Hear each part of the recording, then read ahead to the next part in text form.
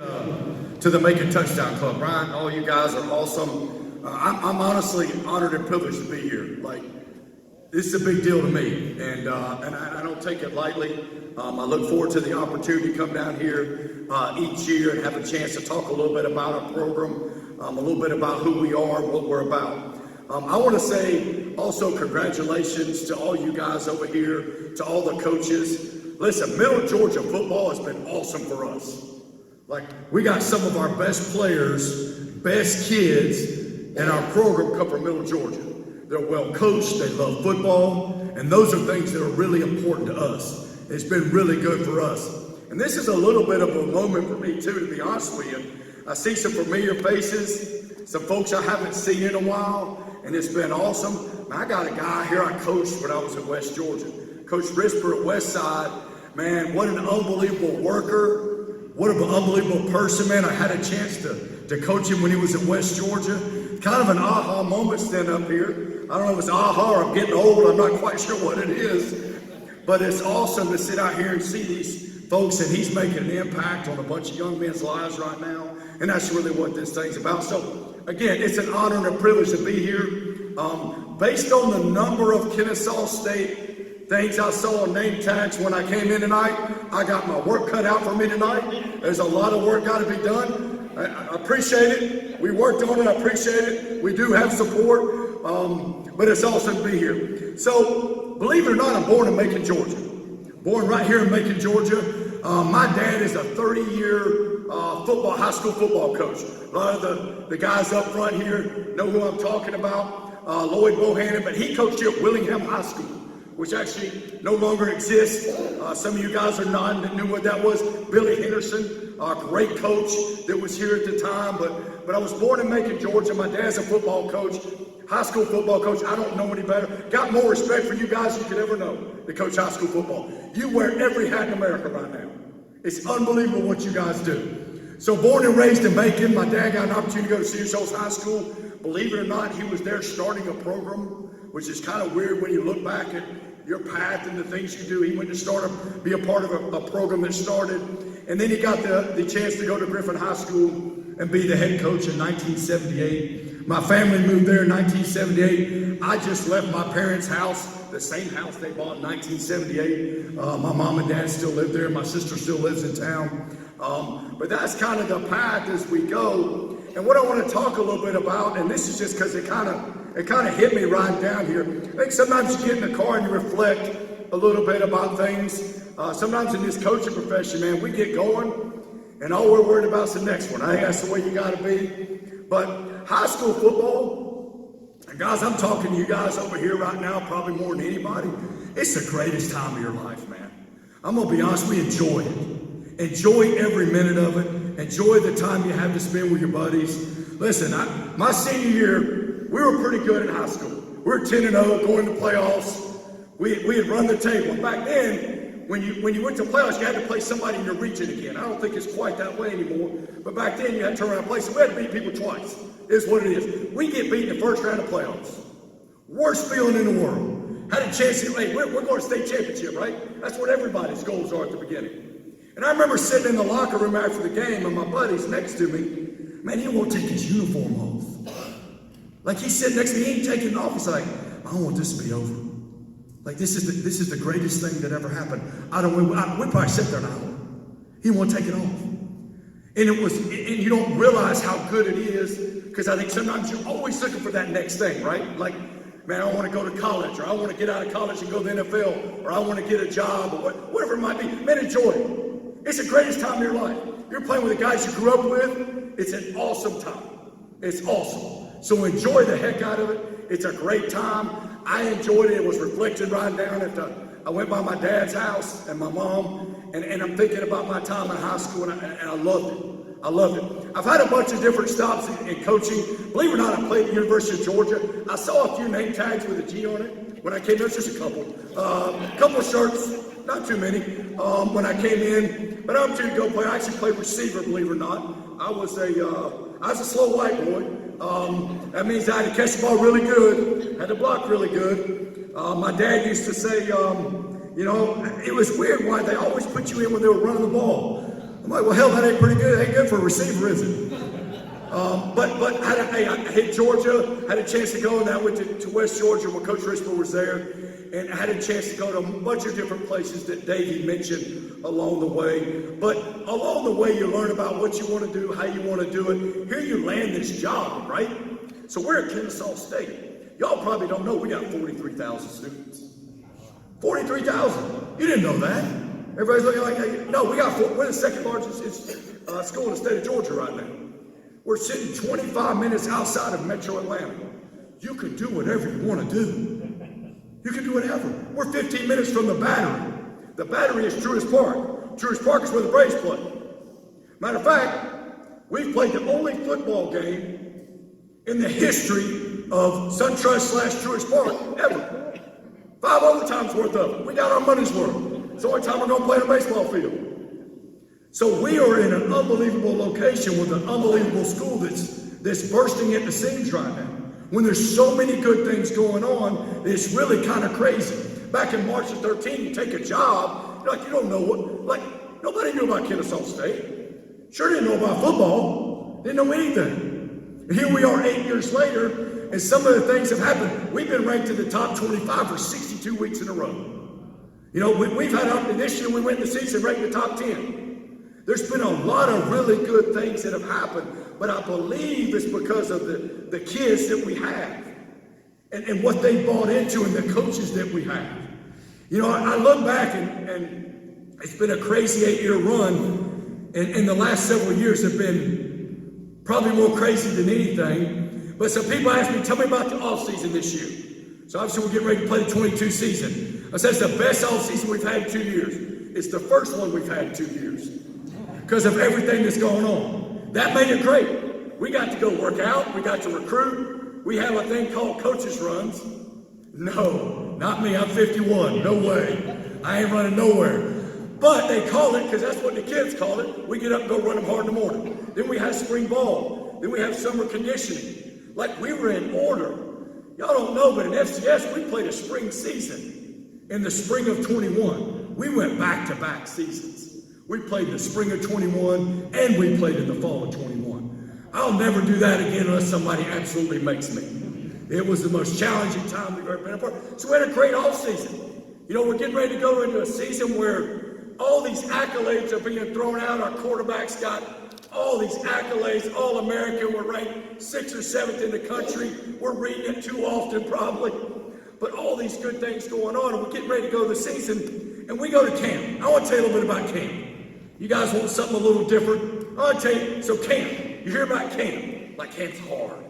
Camp used to be hard when you had 2-a-days. You don't have 2-a-days anymore. Like I tell our kids as club band, man, you got this thing made. It's a piece of cake. But camp is about 2 weeks of 2 things for us. It's ball and tee. So we walk in the meeting, hey guys, here you go. We're going to ball and tee. So all you're focused on is football and your teammates. That's it. We're not doing anything else. And we spend more time bonding with one another than we do. You know, we practice, and it's important. But you know what we're doing? We're getting ready for adversity. We're getting ready for when things don't go our way, we're getting ready for it. So guys got a chance to get up and talk about who they are and why they're here and why they play football. You know, it's amazing to hear about a young man's life.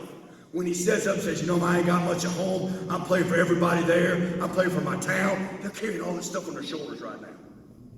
And he gets a chance to talk about it in front of their teammates. Well, you know what that does? That creates buy-in. I ain't going to let my buddy down. I'm not going to let him down. I'm going to take care of him. So when we go to camp, it's about ball and team and trying to get ourselves ready to go. And I think it's really important for us. We spend about an hour at night, and all we're doing is communicating. They got to get up, talk about themselves. We let them give a scout report. We go through the whole season. So the wideouts, they got Sanford. The DBs, they got Cincinnati. We go right down the line. And we let them get up and talk about what they want to do and how they want to do it. And again, all we're trying to do is get everybody to buy in together, all right, and be a team. Because team's important, man, because listen, life is about adversity. You're going to have all kinds of adversity. In a sense, you're going to have adversity. But it ain't about adversity. It's how you respond to adversity that makes you who you are. Adversity illuminates character. right? When you hit something bad, how are you going to respond? Because I'm going to tell you, it's going to be bad. Man, we all fired up by the season. We go out and we get beat the first week. We're ranked seventh in the country. Go over to Sanford. Don't play good. Sanford plays good. They beat us. Then we turn around, got to go play Cincinnati. Now, mind you, we're FCS, proud of it. They just played the college football playoff. Maybe a hair difference. We're sitting here 0-2, all the accolades in America coming into the season. How are we going to respond? What are we going to do? You know, I'm in the locker room, and guys said, hey, we didn't get it done. I said, I'm Coach Great, we didn't get it done, but you know what? We're going to go get it done next week. And that's what this thing's all about, is how we come together as a team and how we respond to things. Because you know what? Football ain't going to last forever. You're going to hang the cleats up, you're going to hang the helmet up. It's going to end. I don't know when. I hope all you guys get to play in the NFL. I hope y'all get to play in college. I know that's a dream. And you should have that. And you should attack it till you can't. But it will end one day. So how you going to go handle life? How you going to be able to respond to all the stuff that's going to happen? Because we all know, I think we all got it the last couple of years. We've all been handed our negative things. So this football program, what we try to do is build team and build a bond with one another. We didn't all grow up together like you guys do. These guys are coming from everywhere. Most of the state of Georgia, because football is so good here. But they're all coming together. So here we are, you know, we're in this, oh my goodness, what's happened? What's happened? Coach, that quarterback had this, he can't complete a pass, this guy had this, all this, coach is not coaching good. Here we are. Love it. Life. What are we going to do? I walked in the locker room after the Cincinnati game. We played our tails off, man. This is probably as hard. You know, we take a lot of pride in our effort, attitude, and toughness. Y'all saw the helmet. I don't know if y'all saw the front of it. So on the front of our helmet, it says eat. We all like to eat. But eat stands for effort, attitude, and toughness. 3 things everybody in this room can control, regardless of your circumstance. You control your effort. You can control your attitude, which I call a mindset, how you approach life, and your toughness, your mental and physical toughness. You can control all that. So we started the program. We said, I think we had 75 freshmen basically on the roster playing in the Big South. Our first year, well, these are 3 things we can control. And it doesn't matter if it's football or it's after football. Man, you can control all that. So when we go play, one thing I hope you would see is that we play hard and we're tough. We don't always play good. We haven't played good of late, but you know what? I bet you Cincinnati tell you we play hard. I bet you they say we play tough. And these are things I think that not just for ball and not just for the 22 season or for whatever, this is life stuff. Because at the end of the day, we're trying to develop young men to give them a chance to be successful in life. That is our program. We are not a football factory. We are a young man factory. You're coming to get your degree. You're coming to get some tools that'll help you be successful in life. Hopefully you'll win a lot of ball games along the way, and if you're good enough, then you got a chance to go play at the next level. Awesome, let's do it all. And when you go to the next level, let's make sure you got a degree in hand, because we know the NFL a lot of times stands for not for long. But you're covered. You got to take care of. So this program of ours, sitting 25 minutes outside of Atlanta with 43,000 students, with every major you could imagine, we got an awesome stadium. It's called Fifth Third Bank Stadium. It seats about 8,300. We could get 10,000 in there. Atlanta United 2 plays there. Sometimes Atlanta United comes there. I'm not a huge soccer fan. I don't like them messing up the grass, but I'm just saying. It's an awesome place to be and go to school. How do you win this many games, Coach, that quick? It ain't about me. It's because kids bought into something together. It's because a bunch of coaches bought into something together, something bigger than themselves, which is really hard to do today. And we've had a chance to be successful. And the great thing, when I walked in that locker room after the Cincinnati game, I looked at our guys, I said, listen, every goal is in place right now.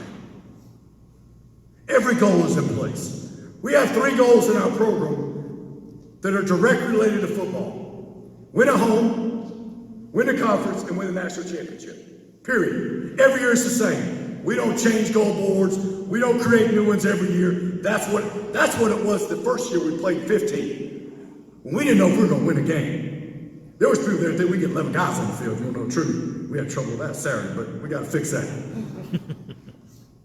But my point being is that has been the standard of how we go about our business to try to be the best we can be so that our kids can be the best they can be. And whatever they decide to do. Hopefully it's just win a lot of games, and then when they get done, you know what? They're going to win a life and have a chance to do all the things they want to do. So our program is kind of built on this. I get excited about it because we're proud of it. We're prideful. I'm a competitor. I like to win, if you can't tell by now, as my eyes come out of my head. But that's Kennesaw State football that a lot of you don't know about because we're still trying to build and communicate who we are, what we're about, how we go about our business, because man, it's important. Because you know what? That next step you take, if you're an athlete or if you got somebody associated with you, you want to go to a place you can grow and develop and be around people that are going to make you better. Because that's what this thing's all about. At Kennesaw State, that's what we do. We're Division I FCS. What is FCS, Coach? Well, you have Division I FBS, you got Power 5, you got a Group of 5, then you have Division I FCS, right? There's some differences in there, but at the end of the day, it's Division I football. We now play in the Atlantic Sun Conference, okay? I mentioned the Big South. Some of y'all were listening. I mentioned the Big South a minute ago. We were in the Big South Conference. We've now moved to the A-Sun. So the A-Sun now, right now, this year has Jacksonville State, Central Arkansas, Eastern Kentucky, North Alabama, and Austin Peay, and us. We have 6 teams right now. Now, Jacksonville State, as many of you know, or might not know, they are now moving up to Conference USA. So they'll move out in a year. We're down to 5 teams. All right, which scheduling's a little bit, when you only have 5 conference games, scheduling's a little bit of an issue. But we're in the Atlantic Sun Conference. All right, so our conference, that's what our goal is, to win the conference. And FCS, when you win your conference, you get an automatic bid to go to the FCS playoffs. FCS playoffs has 24 teams versus the 12 FBS is getting ready to go to here in the near future soon, if that makes sense. So we're in the Atlantic Sun. It's we haven't had a conference game yet. We play Wofford next week. We're off this week. We're going to win this week. We got this one locked down. No doubt about it. No doubt about it. We're good this week. Then we go to Wofford, and then we get Jacksonville State, and then we roll into conference with some other teams spotted in there to fill out a full schedule for us to continue growing, doing what we're doing. Off to a slow start. I'm confident about our kids. I told our kids the other day, man, I believe in you. I know you can do this stuff. We're good. We're good. Let's stay together. Let's go finish this thing the right way. We started out a little shaky last year, and we won about 10 in a row. So we're going to go to work. We're going to try to get better every day and try to go finish this thing the right way. But more importantly, I want you to get a little picture of who we are and what we're about, how we go about our business. Again, I walked in and looked at all the name tags, and I saw one Kennesaw State name tag, so I figured I better get up here, at least with some energy and enthusiasm. If not, you didn't hear what I said. At least you know I was excited about it. But we're proud of what we're doing. This school is unbelievable. Great location. I'd love for any of you guys get a chance to come watch football. Come see us. Come see us. We're spread option football. We play hard. We play tough. We're physical, and our kids believe in one another. And I think that's a key component to wherever you are and whatever you're doing. So we're excited about what's going on. We're excited about the season. I'm really excited to be here, and I don't say that lightly. Again, Middle Georgia's been good to us, but just appreciate the opportunity to come talk to you about our program. We're proud of it. We're proud of our kids. I'm proud of what's going on there. Excited for all you guys. I know you're 4 weeks in, but I wish all of you the best as you continue through the season. I know it's each week's a new week, and you got to go approach it that way. Each day's a new day. One thing we talk about in our program is win the day. So they tap a sign when they walk through. It says win the day. And really win the day means win the day on the field and off the field in the classroom. It just talks about just being in the moment and not worried about the next, not even dwelling on what's behind, but let's just go in the moment let's be the best version of ourselves we can be. And if you'll do that, whatever you're trying to do, you're going to be successful at. So I don't know if this is question time. Normally it is. I don't know how long I've gone. Am I good? So I appreciate you guys. Thank you for having me. It's an honor. I do want to open up for questions about the good stuff that I didn't talk about. But thank you all for having me. I really appreciate it.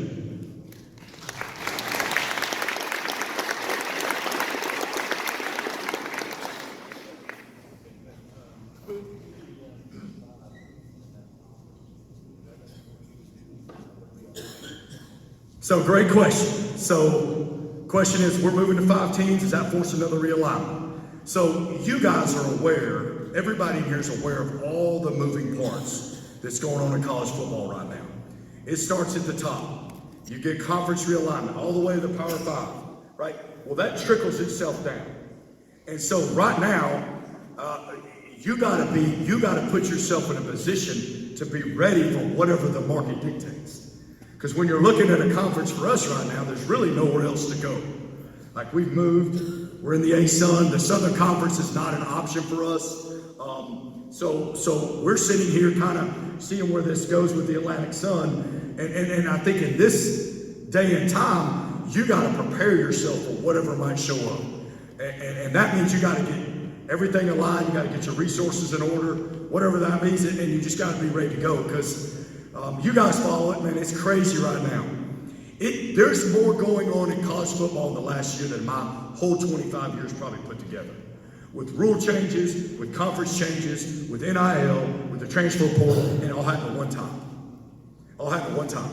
So it's a great question. I don't have an answer for you exactly what's going to happen. Hopefully they can get some more teams in the ASUN, and then we kind of go from there.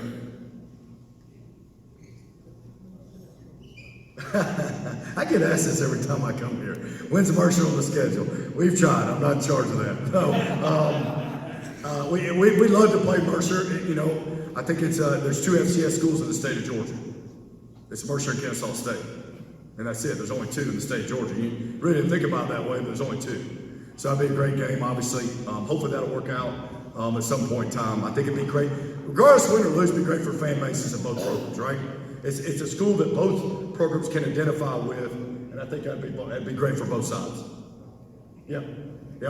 And before we even started football, there was already a little bit of that there in basketball and some other sports with Kennesaw State and Mercer. Yes, sir. With a 10,000-seat maxed out stadium, how does 43,000 students get to go to games? Yeah, I thought that'd be a problem too. We got to get them there. So here's the interesting thing. This is a great question. So Kennesaw State was founded in 1963. So you think, all right, well, how old is the school? 1963, that's not very old. It started out as a junior college, right? Then became morphed in this commuter school. And now, like when I took the job, you could not find a Kennesaw State shirt on campus. You can find Georgia, Auburn, Alabama, Ole Miss, throw it in there today. So, but you couldn't find one. Like it just, because what you had is these young people come from everywhere, right? And they might come in and then they're going to go to Georgia. They might go where? Now it's changing, where you're cultivating that on-campus feeling. That's what football brings in the South. Like, it's unlike anywhere else in the country, in my opinion. It can bring a campus and give them something to rally behind, right? So to answer your question, we're working on getting them there. At times we've packed out, the student section is allocated for about 4,000, which is about half. And early on we'll have it packed.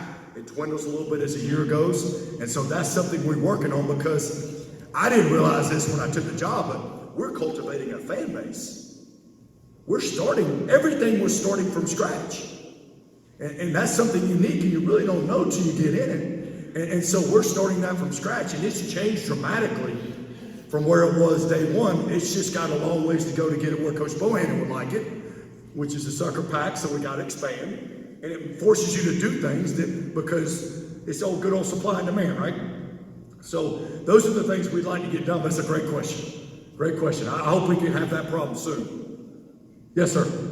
Got a question for you about the payday. Is Cincinnati your payday, and what's your budget Yeah. Okay. So I got a text Saturday morning. I'm walking because, like, these road trips are like. I wish they'd play the game at 9 a.m. in the morning because the whole day you're just a nervous wreck. You waste the whole day, right? It don't matter who we're playing. We've treated every game like it's the national championship since day one. That's just the way we had to. So I'm walking. I get a text from a guy I used to work with, and he says, "Man, I just saw y'all are getting $1 million payout to play Cincinnati." And I'm horse laughing, walking. I'm going, "No, 375. It probably ain't worth it if you want to know the truth. We paid 130 to get there, 375 total. I'm not algorithm math that quick, but it might not add up to what it would be. So FCS, the going rate's about 4. If you're FBS and you play Power 5, it's about $1 million. Don't make sense, but you're driven by the market. And our budget's based off student fees. So obviously the more students we have, which is a solid, right? It helps us with our budget. So we've been able to support-wise, staff-wise, do the things that you need to do. If you listen to the places I've been, we run our program just like if you were at Georgia Tech or you're at Georgia, wherever. Now, we don't have that many support staff, and we may not have that amount of money, but it's how you do things that's important, right? It's how you present things that are important. And so we're going to run that thing first class by making good use of our money. But the payday's out. That's an FCS payday for the most part. That's just the way. That's a going rate on that. And we've been on this things. We still got a lot of work to do to get everything we'd like to get done. Yes, sir. When you have a transfer portal, I've always wondered with the smaller schools that you have a kid that's really doing well, say a freshman or sophomore, can a BS school come down and recruit that guy? So, yes, 100%. Really? So the question was with the transfer portal. So the transfer portal, you get a one-time transfer exception to go anywhere you want. Now they're maneuvering some of the academic requirements for the team that receives that person now. They're making some windows when you can go, but essentially that's the transfer portal. So the question was, if we develop, so we're a developmental program, we may not go sign a 5-star. We like him to be a 4 or 5-star when he leaves us. That's developmental. We're not going to go get the guy, Georgia's guy, that already looks like he can go to the NFL. We're going to go get that guy and develop him. And hopefully he's that 4 or 5-star when he leaves our program. Now, the question was, what happens when you get that guy that does that in his junior year? See, everybody can get everybody's tape right now. And they have software out there that they can go sort any play, any team they want. So if I go find Johnny in a certain school, I heard he's a good player, well, I can go get every clip I want right now. So the question was, if you got a really good player, is he going to get recruited to go to a bigger school? Per se, absolutely, probably. And is there anything we can do about it? Probably not. Because then you bring in NIL. All these factors. Here's the thing I say. We're going to go run our program the best we can. We go recruit the kids that fit our program. We're going to come in and develop them. We're going to put them out there. We're going to give them every chance to be successful. And then that's all you can do. You know, the thing we're trying to do right now is build our roster. So numbers for us, how big can we get our roster? So that when things happen, we're able to adjust as best we can. But there's no question. We had a kid who was a good player for us that went and started for Central Florida his 6th year until he tore his ACL. Started every snap for him. So we're going to have that stuff, I hope. I hope that's a problem, if that makes sense. Now, I don't want the problem, but you know what I mean by that. That means we got good enough players that people see that. But yeah, it ain't no question. That's just part of it, man. You got to, I don't like a lot of it, but I can sit back and whine about it, or we can go, hey, it is what it is. We're going to go navigate it. But absolutely. The portal's, it can go a lot of different directions, right? But we really do. We try to do a good job of finding the kids that fit us, that fit who we are. And that's not always that. Some guys aren't going to fit. And that gives those kids an opportunity to go somewhere else if it's not a fit for them. And then we'll take some kids. But we are predominantly a high school-based program. Now, we'll take some kids out of the portal. You have to. There's no way you can survive without it. But we are a high school-based developmental program. We try to go take as many high school kids as we can, which is a little different than what's going on right now in college football in a lot of ways because of the portal. But we're going to go try to take more. We're going to try to take advantage of the fact that not as many high school kids are being recruited right now because of the portal. We're going to try to go take advantage of that. I don't know if that makes sense. We are. We're going to try to take advantage of it because we feel like that's who we are. And we'd rather go get that high school kid and we'd rather bring him in our program and develop him. And then that's just, that's the way we are. Everybody's different, but that's the way we are. That's a great question. What else? Y'all are good. Yes, sir. Yeah, so we've had several guys right now. We got a big defensive tackle named Big Z. He was with the Bears. He's with the Jaguars. He's kind of in that bouncing mode right now. He was in our original class. He's the one right now that's in it. We got a young man that played corner for us. Is playing the Canadian League right now. We had a guy named that was a corner for us earlier that was with the Colts for a bit. But even to say that in the short time frame is really pretty remarkable. That we've had that in a short time frame. We're going to have some others. Oh, so Bronson Recksteiner. Yeah. So Bronson Recksteiner played two-backer, fullback for us. I don't know if you guys we got any WWE fans in here? Definitely one, two. So the Recksteiners, this is big-time professional wrestling. I'm not a huge, but the Recksteiner, the Steiner brothers, all right, the kid we had was his dad and uncle. They're like legends in the WWE world. So this kid played for us. He was a heck of a player. All right, a heck of a player.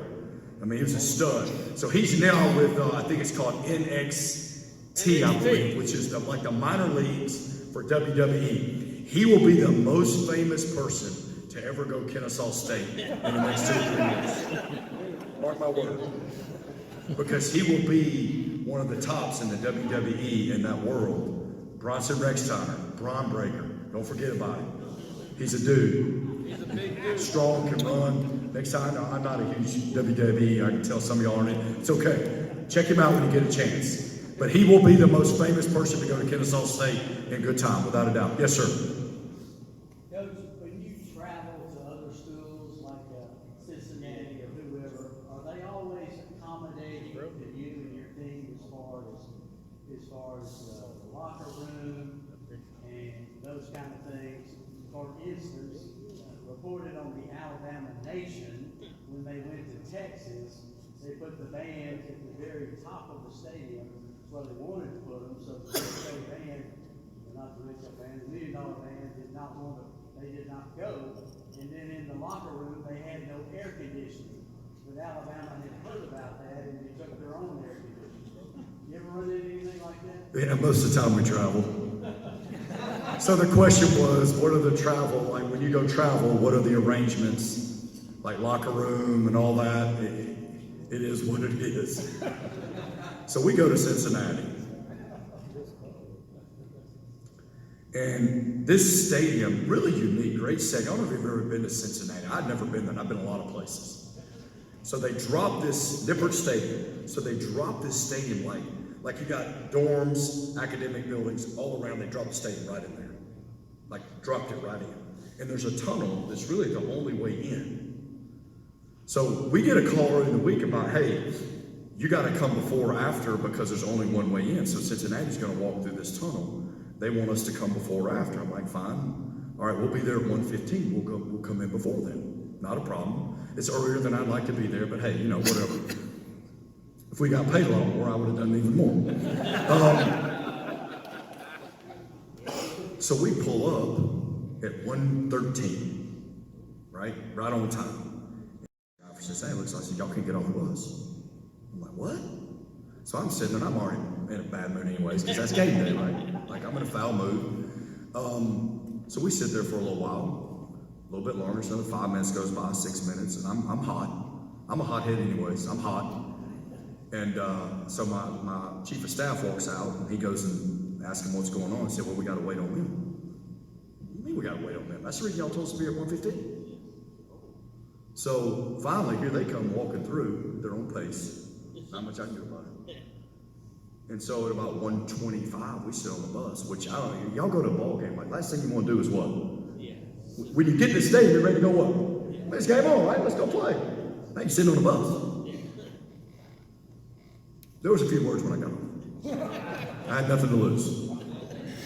So, and then we go into the locker rooms. I mean, our place is awesome for the visitors, man. I don't know what our deal was like. We lay out the red carpet. But no, that locker room we were in, like, I was sitting in a chair with the door open right to my chair. So I had to maneuver the door so I could get dressed. It is what it is when you go on the road. I don't know that I've been in any good places much. And I don't know what you do about it. Like, it just kind of is what it is. Some people can accommodate. They may not be able to accommodate. Some people are purposeful.